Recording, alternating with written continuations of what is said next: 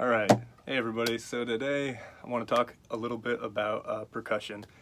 And so I feel like on the top of this, I should just say that be careful, don't do this on a really nice Taylor or Martin that you have. This is a $250 guitar I bought when I was 14 from Guitar Center, shout out. They're not sponsoring, but they should. And so the point is that I mean, you can probably see this guitar has gone through some wear over the years. And yeah, no, I mean, I will probably even need to get a new one because I don't know if you can hear, but I'm going to talk about this. This is how I generate my bass tone. And, you know, you're adding a decent amount of force to the bridge, and so you run some risks of damaging the bridge, damaging the top of the guitar.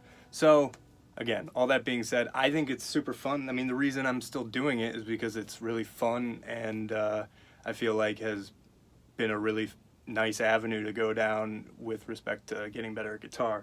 So I encourage it in that respect, but just know that, you know, everything has a cost, right? Unfortunately. So, okay, that being said, all the warranty or whatever, you know, all that warning, that's the word, out of the way, I think of percussion with respect to the guitar in kind of three ways, with the analogy of the drum set from rock and roll being kind of the thing that I base everything off of. You've got really fundamentally, you've got a kick, you've got a snare, and you've got some tom drums in a drum kit. Maybe you have cymbals, but you know, we don't have any bells here. So so with those three components, what you can do is you can start to think about your right hand as a mechanism for generating those. So for me, I like to generate the bass kick, the bass drum with the sort of like edge of the palm of my hand, kind of right here on the hand, and I do that by hitting the bridge of the guitar. And to generate a snare, I use a bass guitar technique, the slap technique, kind of hitting right here on the thumb, on the bony part of the thumb, and I slap it against either the strings to get a metallic sound or the top of the guitar to get a higher tone sound. And then to generate the toms, I use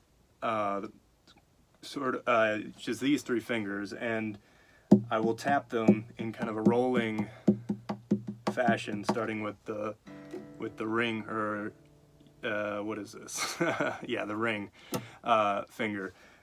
We call it A in classical guitar, but I start with A, and then I go to the middle, and then I go to I. And I'll kind of use that as a fill. So you got kick, snare, kick, kick, snare, kick, snare, kick, kick, snare. And so, yeah, I mean, you can basically just play around with that. Again, you're gonna want to be just mindful that this could damage your guitar. And I guess the other important note is whenever you're making contact with like your palm or the edge of your thumb, try to strike it on as much of kind of the very edge, almost on the bone of this part of your hand.